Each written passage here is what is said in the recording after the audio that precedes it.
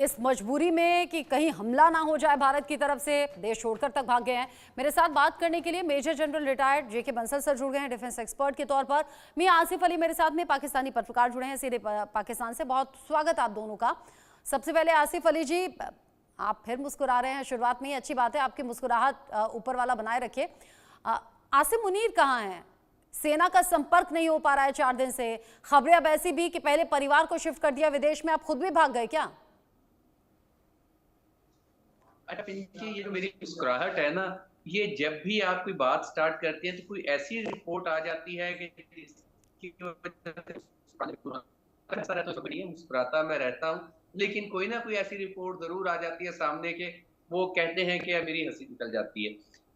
अच्छा, अब ये है, आप जैसे जलाल मुनीर के बारे आपकी में हंसी पूछ तब रही नहीं हैं तो निकलती एक चीज तो जब ध्यान में बिलावल रखें। भुट्टो जैसे नेता कहते हैं पानी रोके तो खून की नदियां बहा देंगे, फिर अपनी फैमिली को कनाडा शिफ्ट कर दिया। आपकी हंसी तब भी तो आनी चाहिए ना, जहां आतंकी हाफिज सईद जो भाषा बोल रहा है वही नेता भी बोल रहे हैं, आपके रक्षा मंत्री उलझुलूल बयान दे रहे हैं, आपके रेल मंत्री उलझुलूल बयान दे रहे हैं, तब भी हंसा कीजिए। हाँ नहीं, मैंने आपको कल भी कहा था कि बिलावल की फैमिली यहीं पे है, वो कहीं नहीं गई और ना ही वो कहीं जाएगी। तो बिलावल खुद भी यहीं पे हैं, वो भी यहाँ पे मौजूद हैं। तो वो ऐसा नहीं हो सकता कि बिलावल की फैमिली कहीं जाए। तो बात ये है कि आपने जनरल आसिम मुनीर के हवाले से कहा, तो अभी और इस रिपोर्ट में हमारे DGSPR का भी चल रहा था कि वो भी शायद मुल्क से चले गए और अभी थोड़ी देर में उनकी ब्रीफिंग स्टार्ट होने लगी है। वो बाकायदा तौर पे इस्लामाबाद में ब्रीफिंग दे रहे हैं आज। हम्म। तो इसलिए रिपोर्ट आसिफ अली, थोड़ा सा आपके ऑडियो में भी दिक्कत है, थोड़ा सा वीडियो में भी दिक्कत है, शायद नेटवर्क इशू है कुछ आपके उधर। आपका वीडियो भी और आपका ऑडियो भी प्रॉपर मुझे मिल नहीं पा रहा है। आपके मुताबिक जितना मैं समझ पाई, आपका कहना यह है कि बिलावल भुट्टो की भी फैमिली यही है, आसिम मुनीर की भी फैमिली यही है, आसिम मुनीर भी यही है, लेकिन जहां आग उठती है, जहां आग होती है वहीं धुआं उठता है। आसिम मुनीर, सेना से संपर्क नहीं उनका हो पा रहा है, सेना वाले संपर्क कर रहे हैं, अधिकारी कांटेक्ट करने की कोशिश कर रहे हैं, लेकिन हो नहीं पा रहा है। खबरें इस तरह की हैं और बहुत हैं, सोशल मीडिया पर भरी पड़ी हैं इस तरह की खबरें। जेके बंसल सर, आज का अपडेट ये है कि प्रधानमंत्री मोदी के आवास पर बड़ी मीटिंग हुई है। अभी थोड़ी देर पहले हमने दर्शकों को बताया भी है, रक्षा मंत्री भी, विदेश मंत्री भी, NSA अजय डोभाल भी, तीनों सेना प्रमुख भी, मीटिंग चल रही है और मीटिंग्स पर मीटिंग्स का दौर जारी। जब कोई बड़ा एक्शन होना होता है तो इसी तरीके से मंथन होता है ना।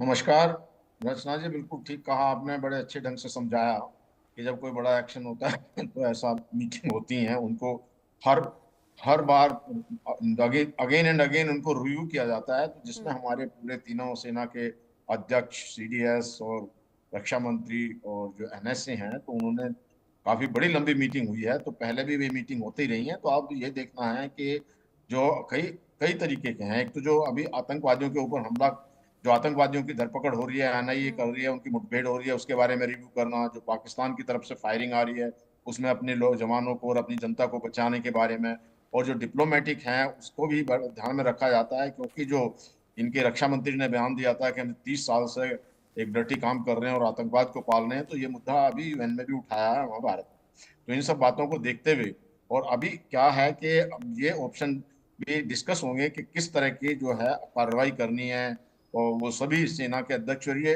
हर बदलते मिनट्स पे करनी पड़ेगी, क्योंकि ये भी देखा जाएगा कि पाकिस्तान ने अपनी फौजें मोबिलाइज की हैं, कौन सा उसका वीक पॉइंट है, कहाँ उनकी सेना का जमावड़ा है, कहाँ पर मुनीर छपा हुआ है, जो कि असली आतंकवादी तो वही है। सबसे पहले तो उसको ही खत्म किया जाएगा, क्योंकि उसको जो कहा है कि भाई वो मुशर्रफ की तरह है, तो कंपेरिजन तो यहाँ तक हो रहा है कि वो हिटलर की तरह है। जैसे हिटलर है, एक बहुत बड़ा भाषण दे करके और फिर बंकर में जा चुका और अपने आप को गोली मार ली, इसी तरह से इन्होंने भाषण दे दिया और उसके रिपरकशन ना समझते हुए भी गायब हो। तो ये जो इस तरह के जो बातें हैं, इनका सबका रिव्यू, क्योंकि असली जड़ तो वही है। अगर वो ISI और जो इनके फौज की कमर तोड़ने की वाली बात है, और अभी जो है ये भी हो रहा है कि वहां पर एक गृह युद्ध की स्थिति होगी, और जैसे ही इन्होंने खैबर पख्तूनवा से और BLA से जो अपनी फौज हटाई है, तो BLA में वहां पर उनके सैनिकों 40 सैनिक मार दिए। फिर इन्होंने कुछ जो है अभी अपने ही लोगों पे बॉम्बिंग कर दी, सिविलियन पे, खैबर पख्तूनवा के अंदर में। तो इस तरह से देखते हुए पाकिस्तान के हालात बहुत खराब हैं, और ये खराब हालात में, और जो इन्होंने एक अपना हाइप क्रिएट किया हुआ है, और जो क्रॉस बॉर्डर फायरिंग हो रही है, तो उसमें ये देखने वाली बात है अभी ये सुनिश्चित किया जाएगा कि पहले टेररिस्ट कैंपों को खत्म करना है, या पहले नेवी की तरफ से प्रहार होगा, या पहले आर्मी की तरफ से प्रहार होगा, या पहले एयरफोर्स की तरफ से प्रहार होगा। तो ये सब एक विकल्प और जो ऑप्शंस हैं उनको डिस्कस करके इसके क्या रिperकशन होंगे, क्या फायदा होगा, क्या नुकसान होगा। वैसे हमारे इंटरनेशनल रिलेशंस तो अच्छे हैं ही, उन डिप्लोमेटिक रिलेशंस को फर्दर स्ट्रेंथन करने के लिए।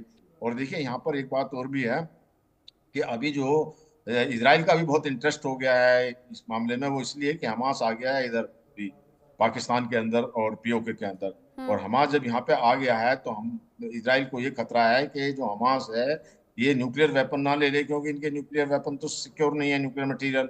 और यही एक कंट्री ऐसा है जिसमें इस्लामिक बम का नाम चलाया था। ये जो ईरान है, ईरान ने तो बाद में बनाया।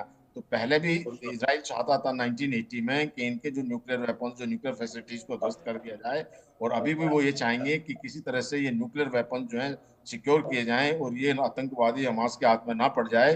अगर हमास के हाथ में पड़ जाता है तो हमास को ले जा करके एक जो है डर्टी बॉम्ब के रूप में इस्तेमाल कर सकता है। जो क्रूड बॉम्ब होता है उसमें कोई स्पेसिफिकेशन नहीं होता, एक वो ब्लास्ट तो करते ही उससे रेडिएशन फैल जाता है, जिससे कि अफरा तफरी का माहौल हो जाता है, और उसके रेडिएशन के लॉन्ग टर्म जो शॉर्ट टर्म इफेक्ट होते हैं। तो इन सब बातों को देखते हुए अभी पाकिस्तान का हालात खराब है, और जो हिंदुस्तान ने पूरी तैयारी कर ली है और अब की बार एक बड़ा प्रहार होगा। इनकी ये सब बातें निकाल दी जाएंगी कि अब हम न्यूक्लियर वेपन यूज करेंगे, आधा पाव का करेंगे और पौना पाव का करेंगे, जो सब बातें इस तरह की करती हैं और ये धमकी देते रहते हैं, और जो टेररिस्ट भेजते हैं, प्रॉक्सी वार करते हैं। और वैसे देखा जाए तो जो पाकिस्तान का दुश्मन हिंदुस्तान नहीं है, भारत नहीं है, पाकिस्तान का दुश्मन उनकी सेना है। और वो जो सेना जो है, जो हिंदुस्तान का डर दिखा दिखा करके और ये ऐसा माहौल कर दिया है अभी कि जिससे कि अपने आप को रिलेवेंट बनाने के लिए और